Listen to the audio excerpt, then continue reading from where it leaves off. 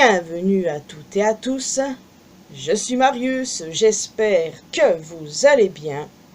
Il y a un ensemble important de nouveaux personnages qui apparaîtront dans Zootopie 2. Des personnages qui ont un beau design et qui ont l'air extrêmement intéressants et intrigants sur le papier. Mais il y en a un précisément qui a capté mon attention. Et pas qu'un seul en vrai pour le coup, vous allez voir. Voici Paubert Lynxley, membre de la famille Lynxley. Il a été montré dans le premier teaser trailer, dans diverses affiches, et je dois admettre que je suis intrigué le concernant. Parce que dès la première impression quand on voit ce personnage, on n'aurait pas cru qu'il venait d'une famille de Bourges.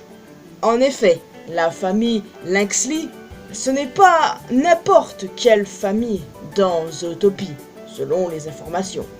Il s'agit d'une famille influente dont les ancêtres comptaient parmi les concepteurs de la ville de Zootopie.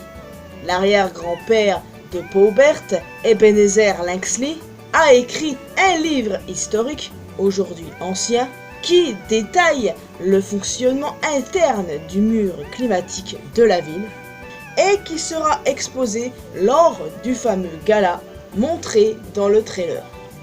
Et il y a quelques jours de cela, Disney a révélé les autres membres de la famille Lynxley. Si vous êtes passé à côté, je suis là pour vous en faire part, bien entendu. Voici Milton Lynxley, le patriarche, ainsi que ses deux autres enfants, Catrick, le fils ambitieux, et sa jumelle Kitty. Tous les deux seront doublés par Macaulay Culkin et Brenda Song.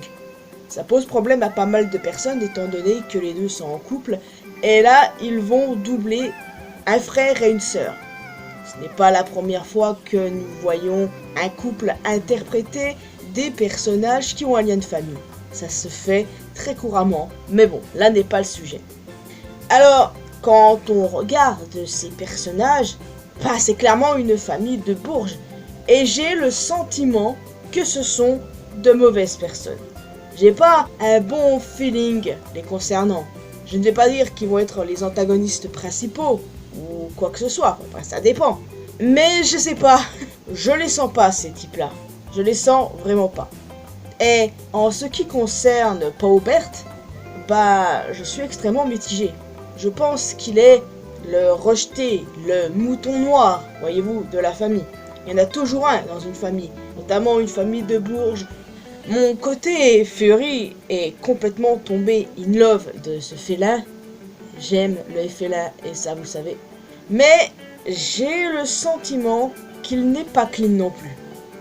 Je pense qu'il y a de très très très fortes chances que ce soit lui, le vilain du film. Oui, précisément, ce gars encapuchonné. Ce qui me met la puce à l'oreille d'ailleurs, ce sont ses yeux jaunes. Et regardez bien Paubert, ses yeux, plus précisément, ils sont jaunes. Là, on les voit nettement. De tous les membres de sa famille, il est le seul à avoir les yeux jaunes. Est-ce que c'est une preuve suffisante? J'en sais rien, cela ne veut peut-être rien dire, effectivement. Mais je ne le sens pas non plus, ce gars. Il est mignon, mais je le sens pas. Le truc, dans le premier film avec Bellwether, c'était la moins suspecte, elle était mignonne et tout, et pourtant, elle s'est révélée être l'antagoniste principal. Donc, Paubert, qui pour moi a un design attachant et très mignon, faut s'en méfier. Sur cette image, par exemple, on le voit avec Judy, et certains fans ont spéculé que Paubert pourrait s'intéresser à elle, ce qui rendrait Nick jaloux et ébranlerait la relation entre eux. Bon, les shippers, on se calme, on ne panique pas, on respire. En vrai, ça m'étonnerait que ça se passe comme ça. Parce qu'honnêtement, même si pour moi c'est clairement une évidence, c'est pas sûr que le White Ops sera canon à la fin du film. J'espère qu'ils connaîtront le même destin que le Foxington, du coup.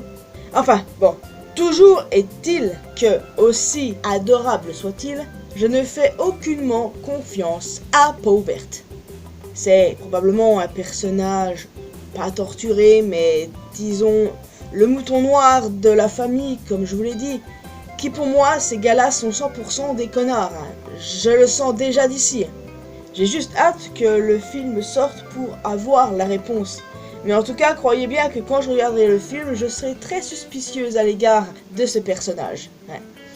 Et puis même, à la limite, si sa famille ne sont pas de mauvaises personnes, très bien.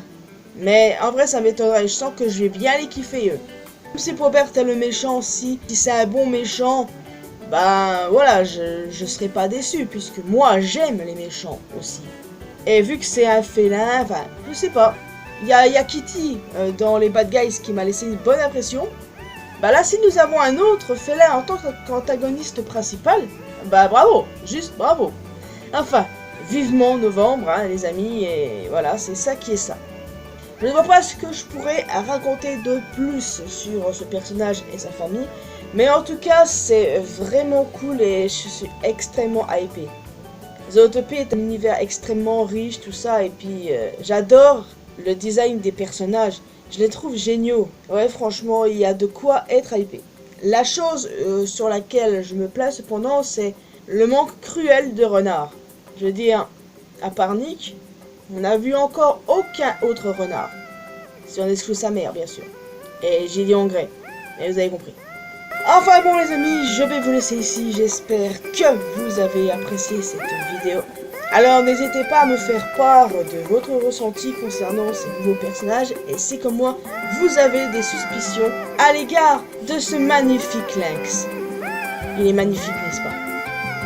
Donc voilà, n'hésitez pas à laisser un commentaire avec votre avis. J'ai hâte de discuter tout ça avec vous. Et puis si pour vous le vilain ça serait un autre personnage, genre le nouveau maire, mais ce serait un peu redondant avec le premier film, vous voyez.